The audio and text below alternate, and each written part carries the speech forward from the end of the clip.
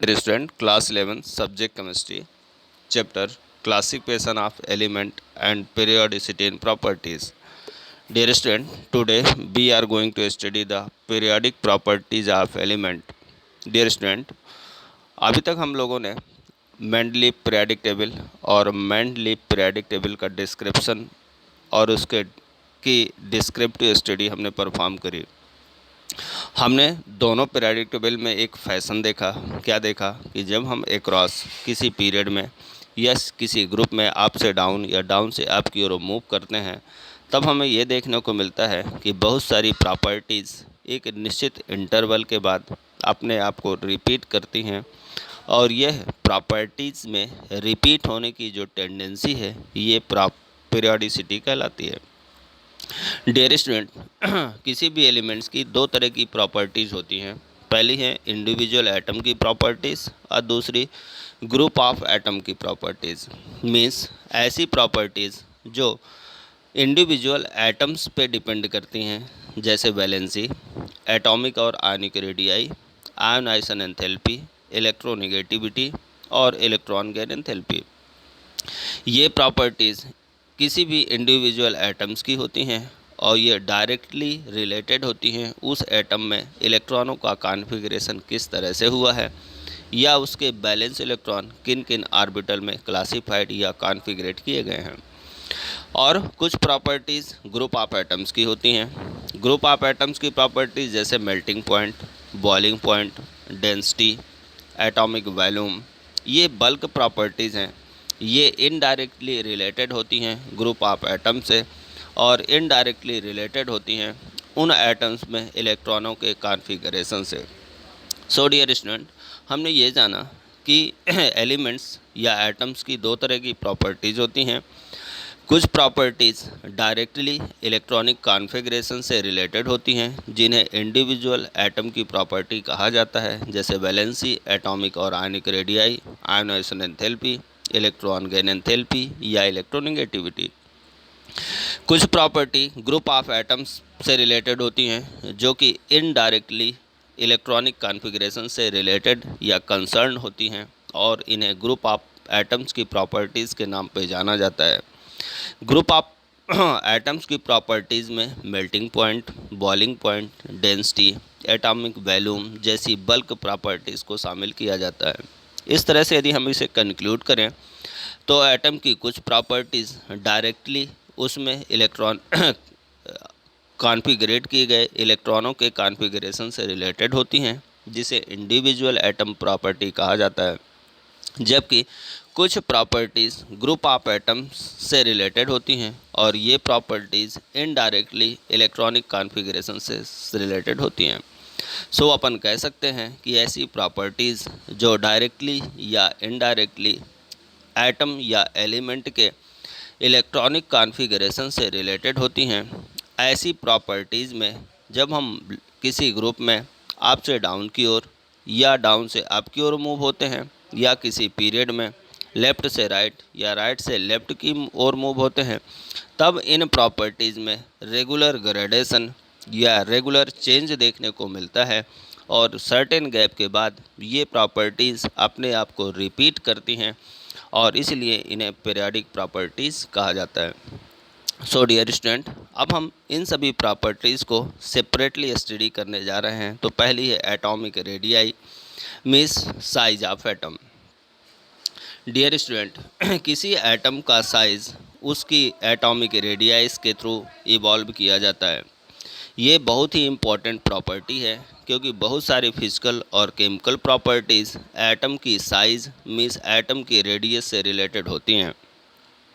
आप पहले से जानते हैं एटम में एक सेंटर होता है जिसे न्यूक्लियस, और एटम के चारों तरफ स्फीरिकल सराउंडिंग पर ऑर्बिटल्स पाए जाते हैं, जिन पर इलेक्ट्रॉन रिवॉल्व और रोटेट होता है। तो यदि हम एटम की रेडियस कैलकुलेट करना चाहते हैं, तब हम उसके सेंटर से वह डिस्टेंस काउंट करते हैं जो उसके सेंटर से आउटर मोस्ट सेल तक की होती है, जहाँ पर इलेक्ट्रॉन रिवॉल्व करता है। मीन्स किसी एटम के सेंटर से आउटर मोस्ट सेल की डिस्टेंस एटॉमिक रेडियस कहलाती है। Dear student, quantum mechanical model के according atomic radius is defined as the distance from the centre of nucleus to the point up to which the density of electron cloud probability of finding the electron is maximum। Means quantum mechanical model के अनुसार किसी atom की atomic radii उसके centre means nucleus से वह outer most distance होती है जहाँ पर इलेक्ट्रॉन की पाए जाने की प्रोबेबिलिटी अधिक होती है। मीन्स किसी एटम के सेंटर से उसके आउटर मोस्ट इलेक्ट्रॉन के बीच की डिस्टेंस उस पर्टिकुलर एटम्स की एटॉमिक रेडियाई कहलाती है। डियर स्टूडेंट, ये बहुत ही डिफ़िकल्ट काम है कि हम एग्जैक्ट रेडियाई किसी एटम्स की डिटरमाइन कर सकें। क्यों ऐसा क्यों? क्योंकि यह पॉसिबल नहीं है। क्या पॉसिबल नहीं है? एग्जैक्ट साइज या इलेक्ट्रॉन की एग्जैक्ट डिस्टेंस डिटरमाइन करना क्या नहीं है? पॉसिबल नहीं है। क्यों? probability of finding the electron even at large distance from nucleus is never zero। क्योंकि जो इलेक्ट्रॉन होता है वह एक प्रोबेबल डिस्टेंस पर रिवॉल्व होता है। It is not possible to isolate a single atom to determine its radius. Atom is too small to be isolated. Dear student, ऐसा भी पॉसिबल नहीं है कि हम सिंगल एटम को आइसोलेट कर लें और उसकी रेडियाई को काउंट कर लें, क्योंकि एक सिंगल एटम का जो साइज होता है वो बहुत ही माइन्यूट या बहुत ही छोटा होता है। डियर स्टूडेंट, एक काम और भी है कि हम किसी एटम में उसके ऑर्बिटल या ऑर्बिटल्स में इलेक्ट्रॉन की एग्जैक्ट पोजीशन काउंट करना इम्पॉसिबल है, इसलिए हम उसकी एग्जैक्ट रेडियाई काउंट नहीं कर सकते। डियर स्टूडेंट, इस तरह से यदि हम सिंगल इलेक्ट्रॉन को आइसोलेट करके उसकी एटॉमिक रेडियाई काउंट करना चाहते हैं तो ये इम्पॉसिबल है। Dear student, due to above mentioned factor, size of atom varies from one kind of environment to another। It is for this reason the atomic size is expressed in the term of different type of radii like covalent radii, van der Waal radii, metallic और crystal radii। Dear student, हमने अभी ये जाना कि किसी atom के nucleus से outer most electron की डिस्टेंस एटॉमिक रेडियाई कहलाती है, लेकिन किसी एक आइसोलेटेड एटम की रेडियाई काउंट करना इम्पॉसिबल है। किसी एटम में इलेक्ट्रॉन की एग्जैक्ट पोजीशन काउंट करना इम्पॉसिबल है, या यह इम्पॉसिबल है कि प्रोबेबल इलेक्ट्रॉन कहाँ पर और कितने डिस्टेंस पर रिवॉल्व हो रहा है। इसलिए हम डायरेक्ट किसी भी एटम की एटॉमिक रेडियाई काउंट नहीं कर सकते। इसलिए हम अलग अलग मैनर जैसे covalent radii, van der Waals radii या मेटलिक रेडियाई के थ्रू पर्टिकुलर एटम्स के डिस्टेंस या एटॉमिक रेडियाई या एटॉमिक साइज को मेजर करते हैं। तो चलिए शुरू करते हैं कोवेलेंट रेडियाई। डियर स्टूडेंट, आप जानते हैं दो एटम्स के बीच में जब इलेक्ट्रॉनों की शेयरिंग होती है, मीन्स दोनों इलेक्ट्रॉन बराबर बराबर नंबर में या इक्वल नंबर ऑफ इलेक्ट्रॉन्स का शेयर करते हैं, तब उन दोनों के बीच में एक बॉन्ड डेवलप होता है जिसे कोवेलेंट बॉन्ड कहते हैं। इस तरह हम कह सकते हैं कि होमोन्यूक्लियर जो मॉलिक्यूल्स होते हैं, one half of distance between centre of nuclei of two similar atom bonded together by single bond. यदि हम किसी ऐसे मॉलिक्यूल्स को देखें जो होमो हो, मान लेते हैं हमने H2 लिया, Cl2 लिया, N2 ली, इन मॉलिक्यूल्स में हमने देखा कि सिंगल बॉन्ड डेवलप हुआ है। सिंगल बॉन्ड डेवलप होने में दोनों एटम्स के एक एक इलेक्ट्रॉनों ने पार्टिसिपेट किया है। यदि हम कोवेलेंट रेडियाई को काउंट करके यदि उसका हाफ कर देते हैं तो हमें उस एटम की रेडियाई क्या हो जाती है पता चल जाती है। मीन्स यदि हम एक ऐसा मॉलिक्यूल्स लें जिसमें होमो मॉलिक्यूल्स हों, दोनों के बीच में सिंगल बॉन्ड डेवलप हुआ हो, यदि इन दोनों के बीच में सिंगल बॉन्ड डेवलप हुआ है, दोनों होमो मॉलिक्यूल्स हैं, तो यदि हम इन दोनों की रेडियाई निकालकर उसका हाफ कर दें या इंटरमीडिएट डिस्टेंस काउंट कर लें तो हमें उस एटम की कोवेलेंट रेडियाई का पता चल जाता है। जैसे हम क्लोरीन में, हाइड्रोजन में यह रेडियाई को काउंट कर सकते हैं। सेकंड है van der Waal रेडियाई। इसे हम ऐसे कह सकते हैं कि one half the distance between nuclei of two identical non bonded isolated atoms two adjacent identical atom belonging to neighbouring molecules of an elements in the solid state. मान लीजिए दो मॉलिक्यूल्स हैं, दो एटम हैं दोनों एटम्स किसी भी solid state में एक एलिमेंट से ऐड हैं, यदि उन दो एटम्स के बीच की डिस्टेंस का हाफ कर दिया जाए तो हमें पता चल जाता है कि एक एटम की एटॉमिक रेडियाई कैसी है। डियर स्टूडेंट, अब हम ये देखेंगे कि वो कौन कौन से फैक्टर हैं जो एटॉमिक रेडियाई या एटम के साइज़ को अफेक्ट करते हैं, means factor affecting atomic size. तो पहला है nuclear charge. Dear student, with the increase in nuclear charge, the force of attraction between nucleus and the electron cloud increase. Hence, the electron cloud move closer to the nucleus. Atomic size decrease. समझिए, यदि किसी atom के nucleus में positive charge ज़्यादा है या लगातार charge increase हो रहा है, तो जब वो चार्ज न्यूक्लियस पर इंक्रीज होगा तब वह इलेक्ट्रॉन के क्लाउड मीन्स ऑर्बिटल को अपनी ओर अट्रैक्ट करेगा। जब वो ऑर्बिटल्स को अपनी ओर अट्रैक्ट करेगा तो जो इलेक्ट्रॉन क्लाउड होगा वो अंदर की ओर क्या होगा, मूव होगा या मूव होकर के न्यूक्लियस के ज़्यादा क्लोज आ जाएगा, जिससे एटम का साइज डिक्रीज हो जाएगा। दूसरा है नंबर ऑफ सेल। जैसे जैसे किसी एटम में number of energy shell means number of orbital increase होते चले जाते हैं, वैसे वैसे एटम और इलेक्ट्रॉन क्लाउड के बीच की डिस्टेंस इंक्रीज होती हुई चली जाती है और इस तरह से नंबर ऑफ एनर्जी सेल के इंक्रीज होने से क्या होता है, एटम का साइज इंक्रीज होता है। और मेन है लास्ट है screening effect. With increase the screening effect, the attraction between the nuclear and the last cell decrease, therefore size is increase. अब हम देखते हैं पीरियोडिसिटी। डियर स्टूडेंट, इस एटॉमिक साइज का हमारे पीरियड्स और ग्रुप में क्या इंपॉर्टेंस है और किस तरह से यह एटॉमिक साइज पर्टिकुलर एटम्स या किसी भी पीरियड्स या ग्रुप में किस तरह पीरियोडिसिटी या वेरिएशन शो करता है। तो चलिए चलते हैं पहले पीरियड्स में। Atomic radii decrease with increase in atomic number as we move left to right in a period. समझिएगा बात, जब हम किसी पीरियड में लेफ्ट से राइट की ओर मूव करते हैं, लेफ्ट से राइट की ओर मूव करने का मतलब समझ रहे हैं, आपने पहले जाना है कि पीरियड वह कॉलम हॉरिजॉन्टल कॉलम होते हैं जिसमें अरेंज सभी एलिमेंट्स की बैलेंस सेल बराबर होती है। तो जब बैलेंस सेल बराबर होगी तो सपोज देन आप lithium, beryllium, carbon, nitrogen, oxygen, fluorine और नियान वाले पीरियड में हैं। तो लिथियम पर इलेक्ट्रॉन कितना है 1, बेरिलियम में 2, बोरॉन में 3, कार्बन में 4, नाइट्रोजन में 5, ऑक्सीजन में 6, फ्लोरीन में 7 और नियान पे 8। आपने क्या कहा सर, सेंटर एक एटम के न्यूक्लियस से वह डिस्टेंस जहाँ पर इलेक्ट्रॉन क्लाउड होगा वह ऑर्बिट होगा। आपने कहा लिथियम से लेकर नियॉन तक एक ही पीरियड है, मतलब सबकी बैलेंस सेल इक्वल है। अब बैलेंस सेल इक्वल हुई मतलब डिस्टेंस बराबर हुई, लेकिन जब डिस्टेंस बराबर होगी और नंबर ऑफ इलेक्ट्रॉन आप इंक्रीज़ करेंगे, लिथियम से में 1, बेरिलियम में 2 और इस तरह इंक्रीज़ करते आप फ्लोरीन पर 7 तक पहुँचेंगे। जैसे जैसे नंबर ऑफ इलेक्ट्रॉन इंक्रीज होंगे, इलेक्ट्रॉन और न्यूक्लियस के बीच में फोर्स ऑफ अट्रैक्शन इंक्रीज होगा।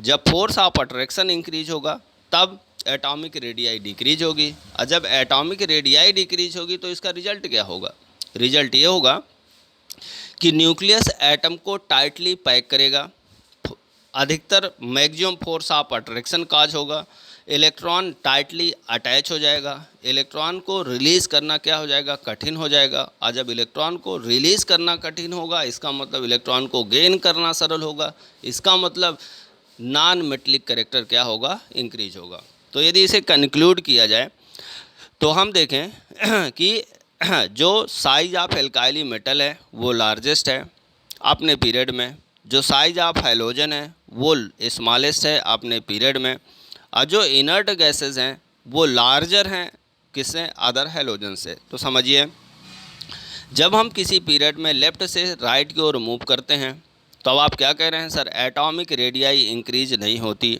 क्यों इंक्रीज नहीं होती, क्योंकि आप कह रहे हैं किसी भी पीरियड में अरेंज सभी एलिमेंट्स की बैलेंस सेल क्या होती है, सेम या बराबर होती है। तो जब नंबर ऑफ सेल इंक्रीज नहीं होगी मीन्स एटॉमिक रेडियाई इंक्रीज नहीं होगी, लेकिन आप क्या कर रहे हैं, gradually number of electron increase कर रहे हैं। जब नंबर ऑफ इलेक्ट्रॉन इंक्रीज होंगे तो इसका मतलब नंबर ऑफ प्रोटॉन भी इंक्रीज होंगे। जब नंबर ऑफ प्रोटॉन और इलेक्ट्रॉन दोनों इंक्रीज होंगे मीन्स उन दोनों के बीच में इफेक्टिव न्यूक्लियर चार्ज मीन्स दोनों के बीच में फोर्स ऑफ अट्रैक्शन इंक्रीज होगा। इलेक्ट्रॉन टाइटली पैक हो जाएगा, इलेक्ट्रॉन को डोनेट करना कठिन हो जाएगा, मीन्स नॉन मेटलिक कैरेक्टर क्या होगा, इंक्रीज हो जाएगा। मीन्स जब हम किसी ग्रुप में लेफ्ट से राइट की ओर की ओर मूव होते हैं तब एटॉमिक रेडियाई इंक्रीज नहीं होती, पहला point. Number of electron increase होते हैं, दूसरा पॉइंट। इलेक्ट्रॉन और प्रोटॉन्स के बीच में फोर्स ऑफ अट्रैक्शन इंक्रीज होता है, तीसरा point. Force of attraction increase होने से इलेक्ट्रॉन टाइटली पैक्ड हो जाता है या टाइटली अरेंज हो जाता है, फोर्थ पॉइंट। जब इलेक्ट्रॉन टाइटली अरेंज होगा तो इलेक्ट्रॉन के डोनेट करने की टेंडेंसी डिक्रीज होगी, मीन्स मेटलिक कैरेक्टर डिक्रीज होगा। जब एटॉमिक साइज कम होगा, इलेक्ट्रॉन टाइटली पैक होगा, इलेक्ट्रॉन को डोनेट करने की टेंडेंसी कम होगी, मीन्स इलेक्ट्रॉन को गेन करने की टेंडेंसी बढ़ेगी। इसलिए लेफ्ट से राइट की ओर मूव करने पर नॉन मेटलिक कैरेक्टर क्या होगा, इंक्रीज होगा। अब चलते हैं ग्रुप में। जब हम किसी ग्रुप में अप से डाउन या डाउन से अप की ओर बढ़ते हैं तब क्या होता है, तो आपने जाना है ग्रुप वर्टिकल कॉलम होते हैं और किसी ग्रुप में ऑरेंज सभी एलिमेंट्स के बैलेंस इलेक्ट्रॉन सेम होते हैं, मीन्स सबकी बैलेंस ही सेम होती है। अब आप समझिए, आप लिथियम से सोडियम, सोडियम से पोटेशियम, पोटेशियम से रूबिडियम, सीजियम और फ्रेंशियम तक जाइए। आप पहले ग्रुप में ऊपर से नीचे की ओर चलिए तो हाइड्रोजन पर बैलेंस सेल फर्स्ट, लिथियम पर सेकंड, सोडियम पर थर्ड, पोटेशियम पर फोर्थ, रूबिडियम पर फिफ्थ, सीजियम पर सिक्स और फ्रेंशियम पर सेवंथ बैलेंस सेल है। मतलब जब हम किसी ग्रुप में ऊपर से नीचे की ओर मूव होते हैं तो जैसे ही हम एक पीरियड से एक ग्रुप से दूसरे ग्रुप में जाते हैं वैसे वैसे नंबर ऑफ क्या इंक्रीज होती हैं, सेल्स या नंबर ऑफ ऑर्बिटल इंक्रीज होते हैं। तो किसी ग्रुप में ऊपर से नीचे की ओर मूव होने पर एटॉमिक साइज इंक्रीज होता है। एटॉमिक साइज इंक्रीज होने से इलेक्ट्रॉन लूजली अरेंज होता है। इलेक्ट्रॉन के लूजली अरेंज होने से इलेक्ट्रॉन के डोनेट करने की टेंडेंसी इंक्रीज होती है, मीन्स मेटलिक कैरेक्टर इंक्रीज होता है। चलिए डियर स्टूडेंट कंक्लूड करते हैं। एटॉमिक रेडियाई का ग्रुप और पीरियड में क्या इम्पैक्ट है। तो जब हम किसी पीरियड में लेफ्ट से राइट की ओर मूव होते हैं तब एटॉमिक रेडियाई इंक्रीज नहीं होती, जबकि नंबर ऑफ इलेक्ट्रॉन इंक्रीज होते हैं। नंबर ऑफ इलेक्ट्रॉन इंक्रीज होने से इलेक्ट्रॉन और प्रोटॉन्स के बीच फोर्स ऑफ अट्रैक्शन इंक्रीज होता है, जिससे इलेक्ट्रॉन टाइटली पैक्ड हो जाता है, जिससे इलेक्ट्रॉन के डोनेट करने की, लूज होने की या लॉस होने की टेंडेंसी डिक्रीज होती है। इसका मतलब नॉन मेटलिक कैरेक्टर लेफ्ट से राइट की ओर जाने पर इंक्रीज होता है, मीन्स मेटलिक कैरेक्टर डिक्रीज होता है। ये तो थी पीरियड की बात। अब हम किसी ग्रुप में एंटर करें। जब हम किसी ग्रुप में अप से डाउन की ओर बढ़ते हैं तब अप से डाउन की ओर मूव करने पर एटॉमिक रेडियाई इंक्रीज होती है। एटॉमिक रेडियाई इंक्रीज होने से इलेक्ट्रॉन और प्रोटॉन्स के बीच में फोर्स ऑफ अट्रैक्शन डिक्रीज होता है। फोर्स ऑफ अट्रैक्शन डिक्रीज होने से इलेक्ट्रॉन लूजली अरेंज होता है। लूजली अरेंज होने से इलेक्ट्रॉन रेडली डोनेट होता है और इलेक्ट्रॉन के डोनेट होने की टेंडेंसी के कारण अप से डाउन की ओर किसी ग्रुप में बढ़ने पर मेटलिक कैरेक्टर इंक्रीज होता है। So dear student, atomic radii का मेटलिक और नॉन मेटलिक कैरेक्टर में आपने इम्पैक्ट देखा। डियर स्टूडेंट, अब हम लोग बढ़ रहे हैं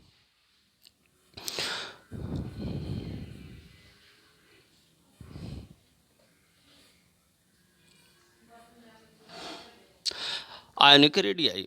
Ionic radii of an ion may be defined as the distance from its nucleus to point up to which nucleus has influence on electron cloud of ions. Dear student, यदि हम ऐसा कहें कि आयन एक चार्ज स्पीसीज होता है, किससे बनता है तो आपने जाना, जब कोई एटम इलेक्ट्रॉन को लॉस कर देता है या इलेक्ट्रॉन को गेन कर लेता है। तो जब कोई एटम इलेक्ट्रॉन को डोनेट करता है तो उसकी एटॉमिक रेडियाई डिक्रीज हो जाती है, और जब कोई एटम इलेक्ट्रॉन को गेन करता है तो एटॉमिक रेडियाई इंक्रीज हो जाती है। चलिए हम किसी ग्रुप या पीरियड्स में एटॉमिक रेडियाई के पीरियोडिसिटी को कंपेयर करते हैं। डियर स्टूडेंट, यदि हम ग्रुप की बात करें तो value of ionic radii is linked with the atomic radius, means जैसे हम अप से डाउन की ओर बढ़ते हैं वैसे वैसे एटॉमिक रेडियाई इंक्रीज होती चली जाती है। और जब हम किसी पीरियड में लेफ्ट से राइट की ओर इंक्रीज होते हैं तब हमें क्या देखने को मिलता है, एटॉमिक रेडियाई आयनिक रेडियाई क्या होती है, डिक्रीज होती हुई चली जाती है।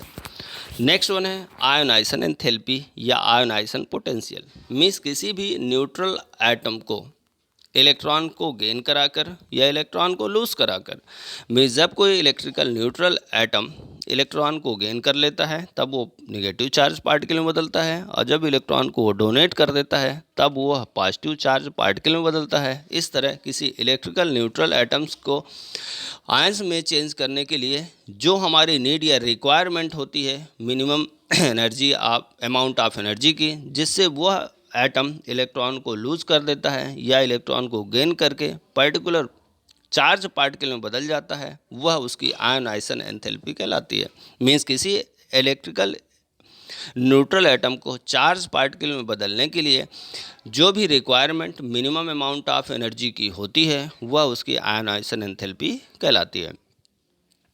तो अपन कह सकते हैं the ionisation enthalpy required to remove first, second and third electron from an isolated gaseous atom are called ionisation enthalpy.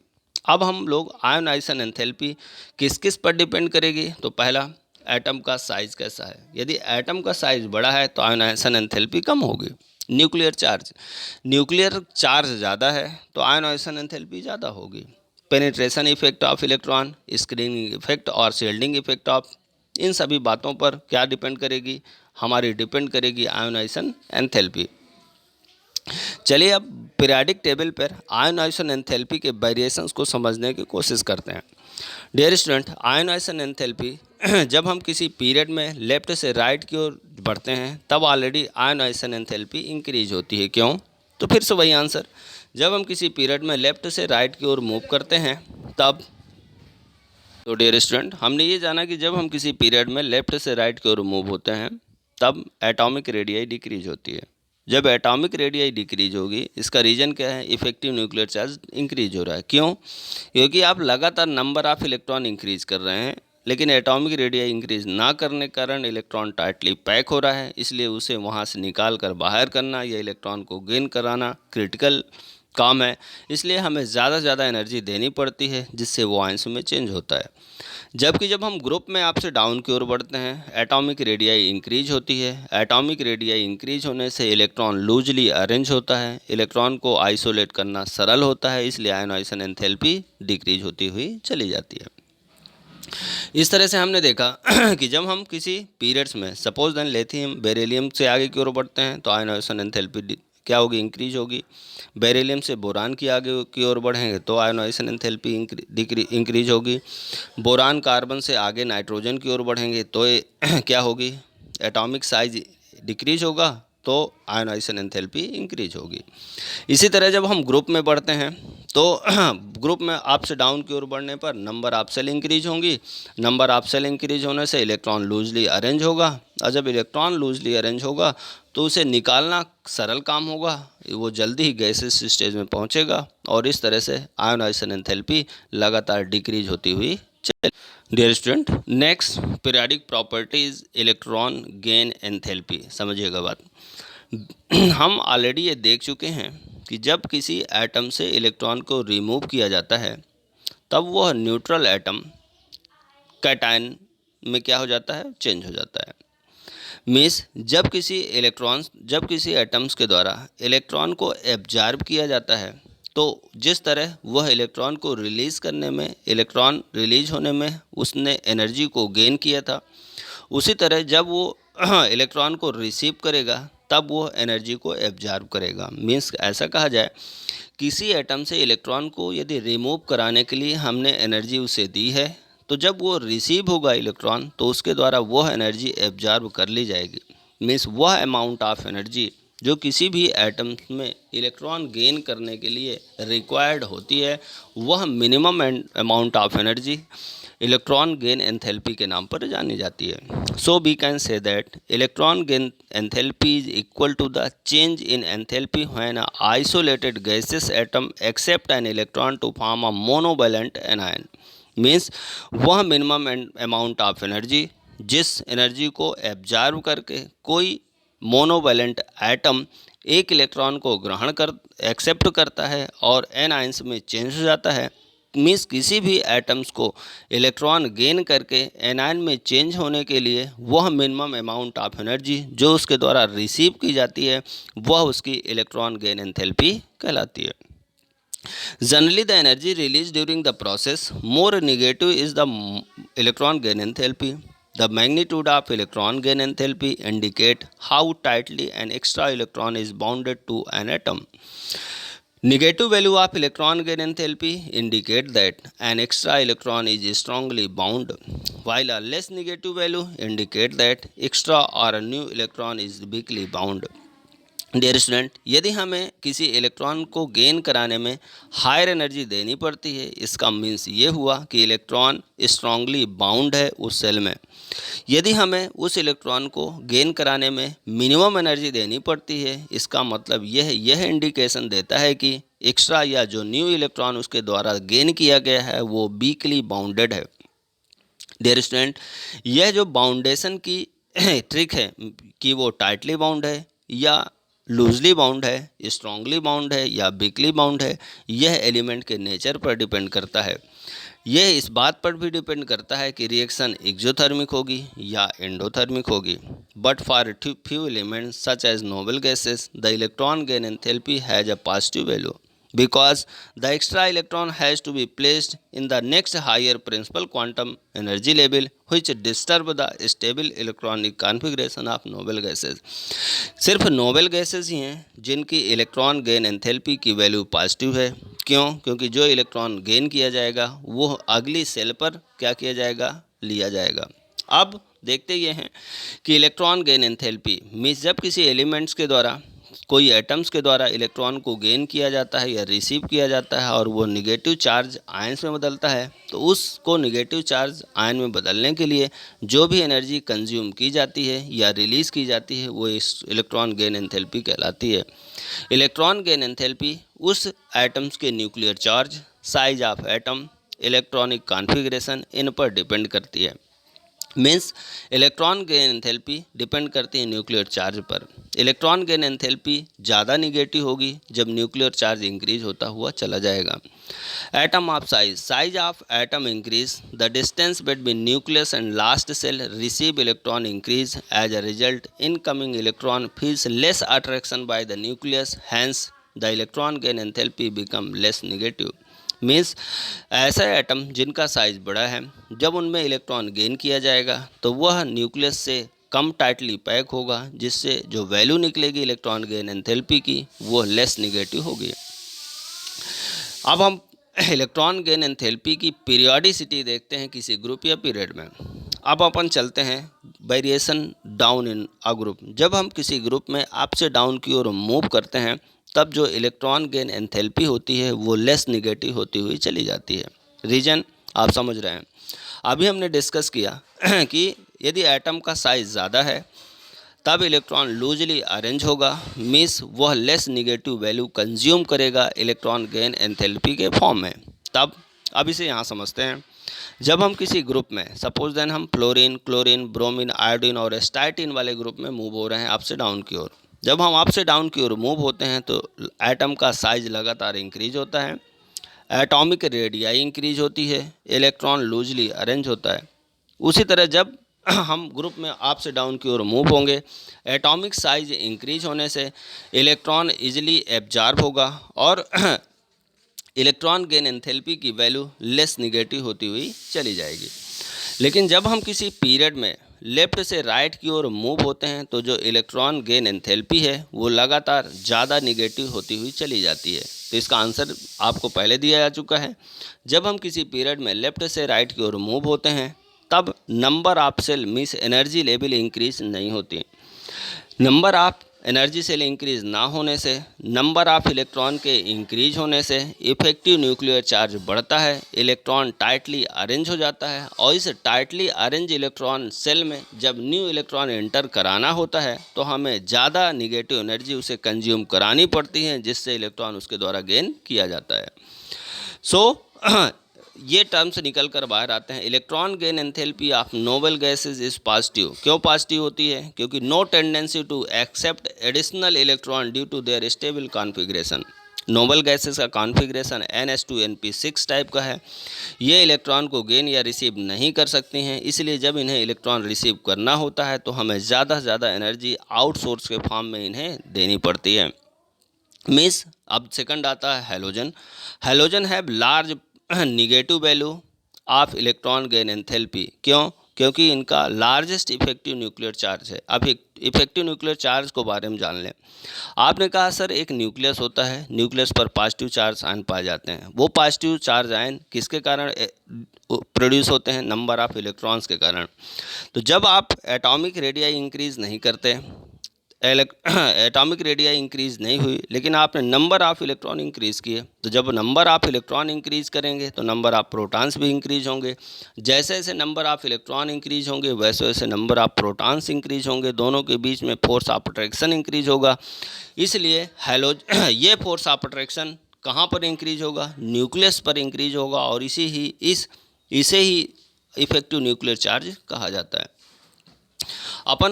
तो हमने ये देना कि जब हम किसी पीरियड में लेफ़्ट से राइट की ओर मूव करते हैं तो इलेक्ट्रॉन गेन एंथैल्पी निगेटिव होती चली जाती है, और जब हम किसी ग्रुप में अप से डाउन की ओर मूव करते हैं तो electron gain enthalpy less negative होती हुई चली जाती है।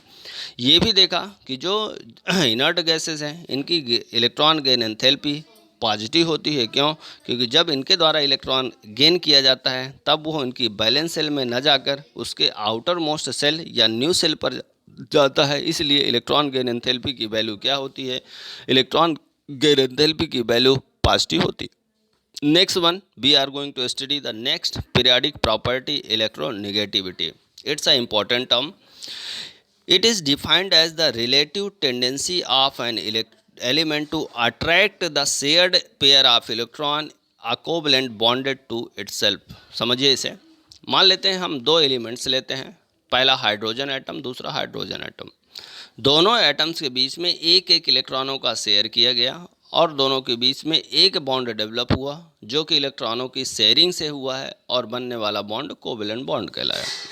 एक्चुअली हाइड्रोजन और हाइड्रोजन दोनों होमोलॉगस एलिमेंट हैं, इसलिए दोनों की प्रॉपर्टी सिमिलर हैं। सिमिलर होने के कारण जो इलेक्ट्रॉन का पेयर दोनों के बीच में शेयर हुआ है वो उन दोनों के बीच में रहेगा, इसलिए ना तो एटम कोई पॉजिटिव होगा ना तो कोई निगेटिव।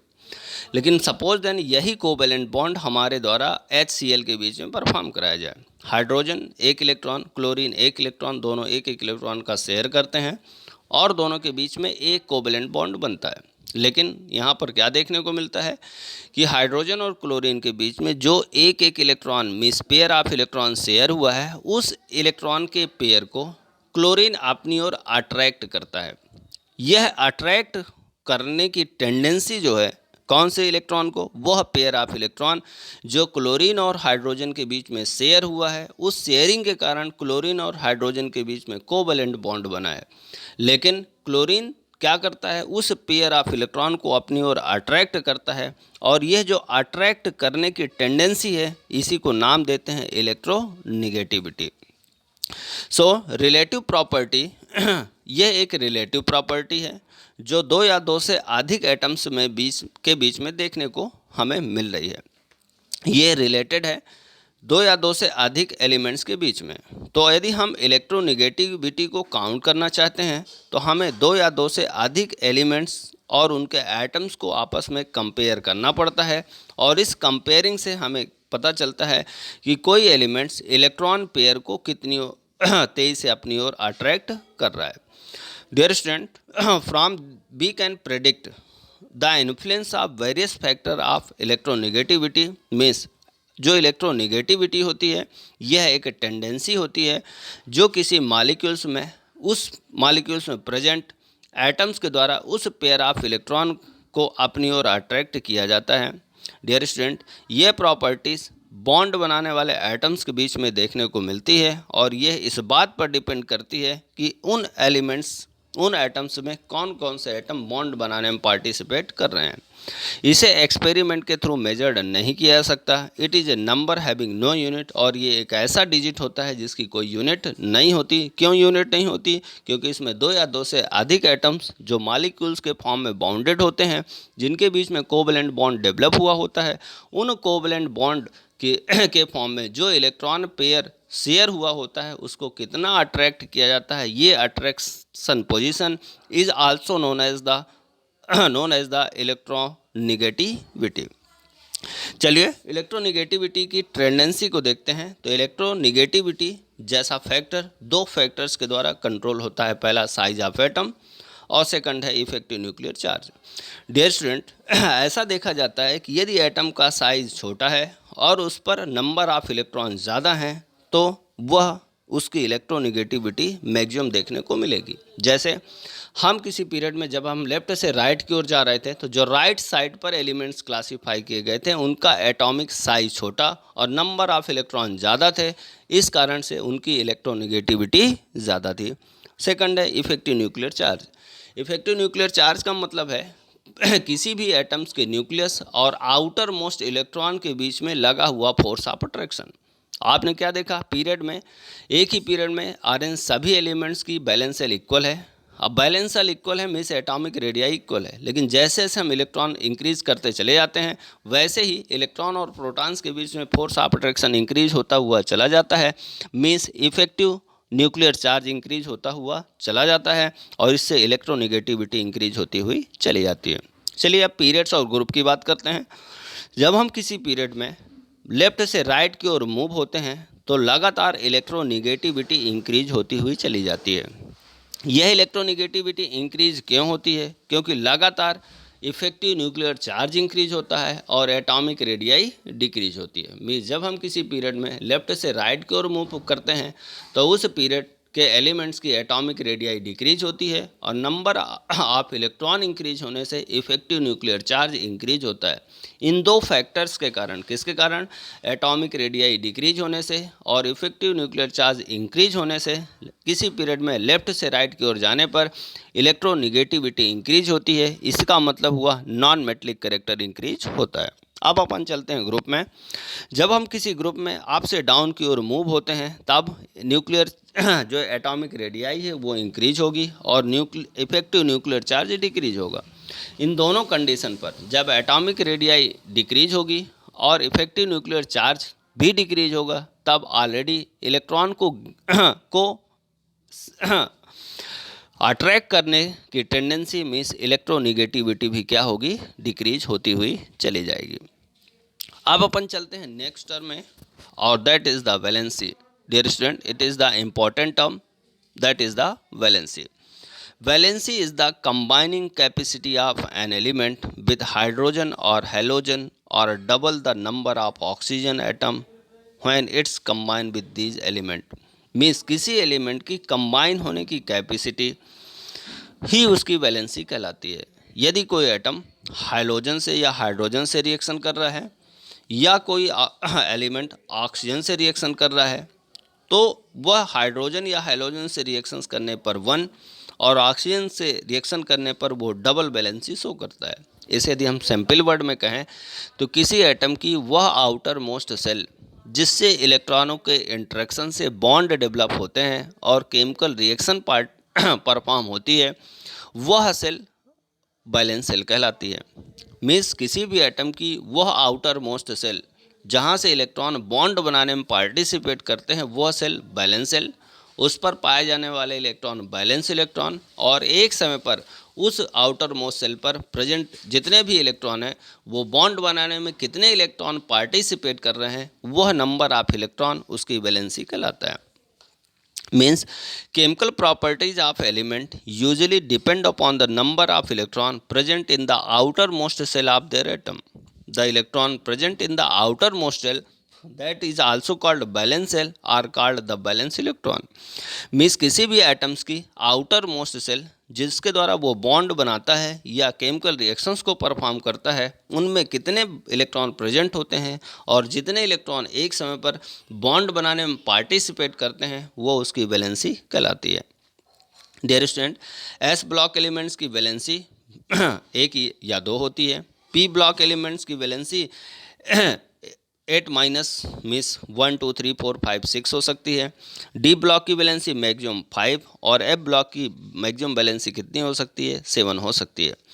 यदि हम वैलेंसी की पीरियोडिसिटी पीरियोडिक टेबल पर देखें और यदि हम किसी ग्रुप में चलें, पीरियड में चलें, तो क्या होगा? देखिए, जब हम किसी पीरियड में लेफ्ट से राइट की ओर मूव होते हैं तो नंबर ऑफ वैलेंस इलेक्ट्रॉन लगातार इंक्रीज होते हैं। कहाँ से? 1 से 8 नंबर तक इंक्रीज होंगे। मीन्स हाइड्रोजन से हम क्लोरीन की ओर बढ़ें या हम लिथियम से क्लोरीन की ओर बढ़ें तो पहले वैलेंसी इंक्रीज होगी, फिर डिक्रीज होते हुए कहाँ तक पहुँचेगी? 0 तक पहुँचेगी। इसी तरह यदि हम ग्रुप में पहुँचे तो आप पहले जानते हैं किसी ग्रुप में आयरन सभी एलिमेंट्स की वैलेंस इलेक्ट्रॉन सेम होते हैं, मीन्स वैलेंसी सेम होती है। इसलिए यदि हम एल्केलाइन मेटल पर जाएं, हाइड्रोजन से लेकर फ्रेंसियम तक सबकी वैलेंसी एक। यदि हम दूसरे ग्रुप में जानते हैं means beryllium, magnesium, calcium, strontium और बेरियम पर, तो सबकी वैलेंसी 2। यदि हम ग्रुप 13 में तो वैलेंसी 1, 14 में 2, 15 में 3, 16 में 4, 17 में 5। इस तरह से जितने भी इलेक्ट्रॉन प्रेजेंट होते हैं उस पर्टिकुलर ग्रुप में, वही उसकी क्या होती है? वैलेंसी होती है। अब अपन ने जाना किसी भी एटम्स की बैलेंस सेल पर वह आउटर मोस्ट सेल जिससे वो इलेक्ट्रॉनों का इंटरेक्शन करता है, उस पर जितने भी इलेक्ट्रॉन प्रेजेंट होते हैं वो उसके बैलेंस सेल, बैलेंस इलेक्ट्रॉन, और वो नंबर ऑफ इलेक्ट्रॉन उसकी वैलेंसी कहलाती है। ये भी हमने आपको प्रिडिक्ट किया कि उस आउटर मोस्ट सेल पर जितने इलेक्ट्रॉन प्रेजेंट होंगे वो बैलेंस इलेक्ट्रॉन होंगे, लेकिन सारे इलेक्ट्रॉन जो प्रेजेंट है वो बैलेंसी को रिप्रेजेंट नहीं कर सकते, क्योंकि जितने इलेक्ट्रॉन रिएक्शन में पार्टिसिपेट कर रहे होंगे, मीन्स जितने इलेक्ट्रॉन बॉन्ड बनाने में पार्टिसिपेट कर रहे होंगे, वही उसकी क्या होगी? बैलेंसी होगी। बैलेंसी को अभी हमने पीरियड्स और ग्रुप में देखा।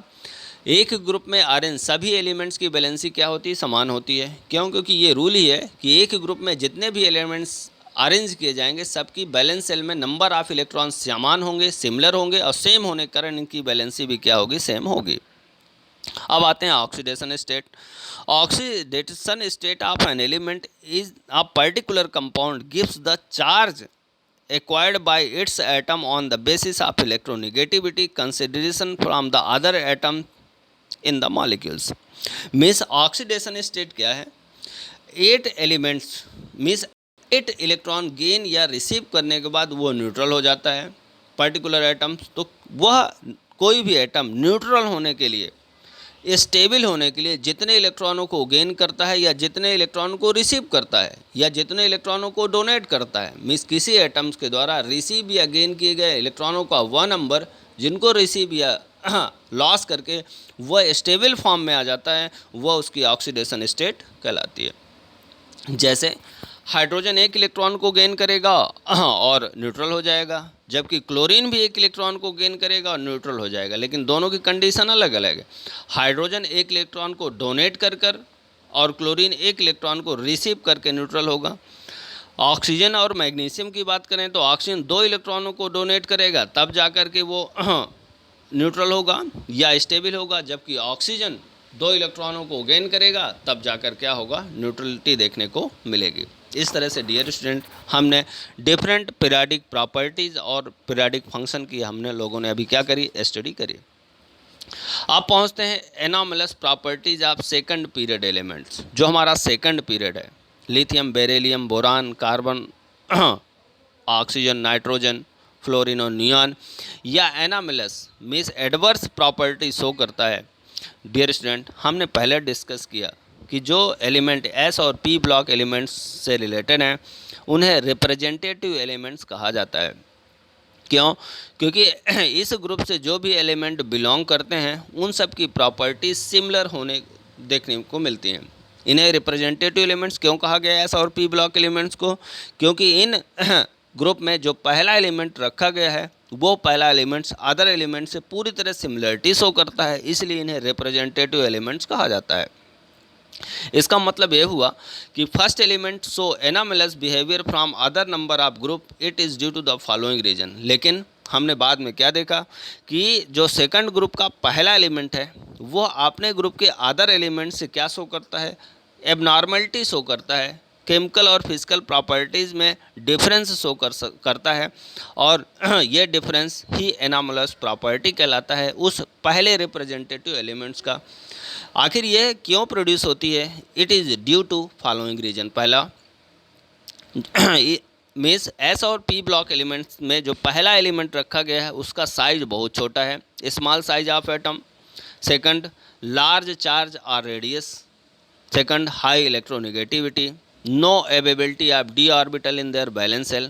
First number of p block element display greater ability to form multiple bonding. Means ये 5 आंसर हमारे निकले।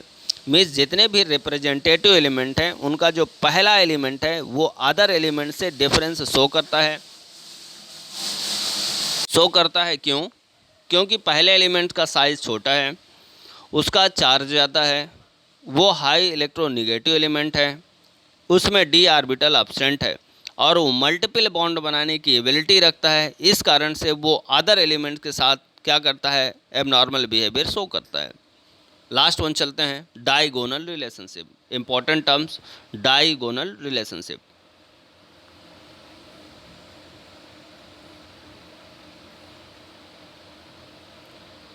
Dear student, it has been observed that some of element of second period show similarities with the element of third period present diagonally to each other.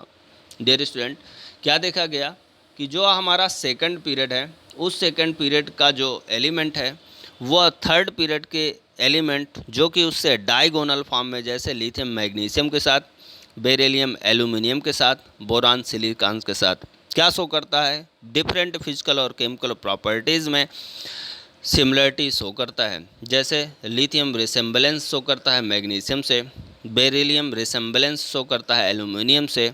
इस तरह की जो similarities diagonal form में दूसरे और तीसरे पीरियड्स के बीच में देखने को मिलती है वह डायगोनल रिलेशनशिप नाम से जानी जाती है। क्या कहा? यह देखा गया कि सेकंड और थर्ड पीरियड के बीच के एलिमेंट्स में डायगोनल रिलेशनशिप एस्टेब्लिश होता है और उन डायगोनल रिलेटेड एलिमेंट्स की फिजिकल और केमिकल प्रॉपर्टीज़ में सिमिलरिटीज़ देखने को मिलती है। जैसे लिथियम का बेरिलियम के साथ, बेरिलियम का एल्युमिनियम के साथ, लिथियम का मैग्नीशियम के साथ और बोरान का सिलिकॉन के साथ। Dear student, cause of diagonal relationship.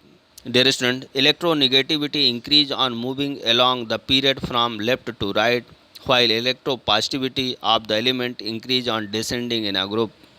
These two effects tend to cancel each other on moving diagonally top to bottom. Therefore, diagonally opposite elements have similar properties though their balances are different. कहा क्या गया? जब हम किसी period में left से right की ओर move होते हैं तो लेफ्ट से राइट की ओर मूव होने पर electronegativity means non metallic character increase होता है। लेकिन जब हम किसी ग्रुप में अप से डाउन की ओर मूव होते हैं तो इलेक्ट्रोपॉजिटिविटी इंक्रीज होती है।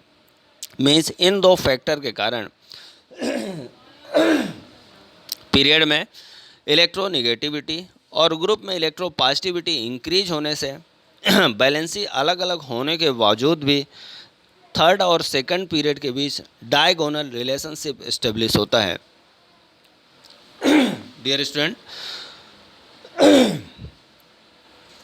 After that we are going to discuss some other periodic properties in this chapter. So dear student, अभी हमने इस चैप्टर में डिफरेंट